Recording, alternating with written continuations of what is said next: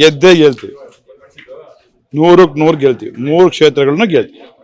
ಕೆಲವೊಂದು ಕಡೆ ಸೋಲಿನ ನಿರಾಶನ ಯೋಗೇಶ್ವರ ಯಾರು ಸುಮ್ಮನೆ ಸರಿ ಕಣೆ, ಚುನಾವಣೆ ಮಾಡುವಾಗ ಒಂದಷ್ಟು ಅವರ ಅನುಭವಗಳ ಮಾತು ಹಿಂಗೆ ಇಷ್ಟು ಥರದ್ದು ಉಪಚುನಾವಣೆಗಳಲ್ಲಿ ಸಂದರ್ಭದಲ್ಲಿ ಆಗ್ತಕ್ಕಂಥದ್ದು ಸಹಜವಾಗಿ ಆಗ್ತದೆ. ಅವ್ರ ಎಕ್ಸ್ಪೀರಿಯನ್ಸ್ ಇದ್ದಾರೆ, ಅವ್ರನ್ನ ಜನ ಇಷ್ಟಪಟ್ಟವ್ರೆ, ಜನ ಅವ್ರಿಗೆ ಮತ ಹಾಕಿದ್ದಾರೆ.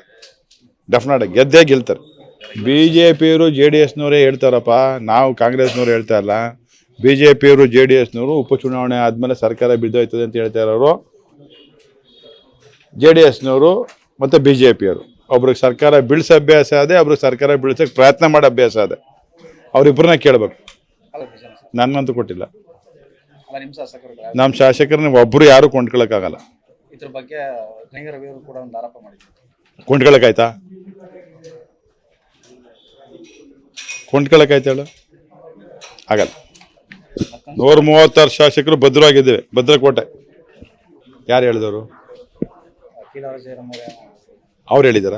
ಚರ್ಚೆ ಆಗ್ತಿತ್ತು. ಅವ್ರು ಹೇಳಿದಾರ? ಕಿಲರ್ ಜಯರಮಣ ಹೇಳಿದಾರ ನಾನು ಒಡ್ಸ್ಕೊಂಡೆ, ನಾನು ಒಡೆದೆ ಅಂತ ಹೇಳಿದಾರ? ಚೆಲುವಣ್ಣ ನಾನು ಒಡ್ಸ್ಕೊಂಡೆ, ನಾನು ಒಡೆದೆ ಅಂತ ಹೇಳಿದಾರ? ಇಬ್ಬರು ಘಟನೆ ಇಲ್ಲ ಅಂತ ಹೇಳಿದ್ದಾರೆ.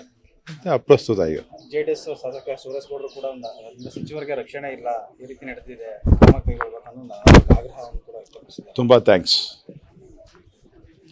ಸುರೇಶ್ ಗೌಡ್ರಿಗೆ, ತುಂಬ ಥ್ಯಾಂಕ್ಸ್ ಅಂತ.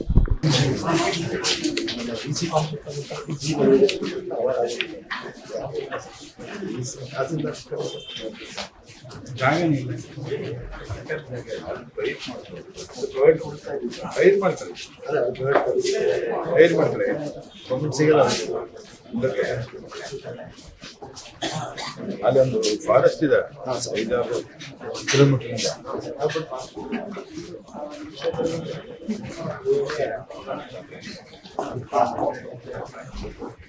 If you like this video ಬೇಗ ಲೈಕ್ ಮಾಡಿ, ಕಾಮೆಂಟ್ ಮಾಡಿ, ಶೇರ್ ಮಾಡಿ ಹಾಗೂ ಯೋಯೋ ಟಿವಿ ಕನ್ನಡವನ್ನು ಸಬ್ಸ್ಕ್ರೈಬ್ ಮಾಡಿ.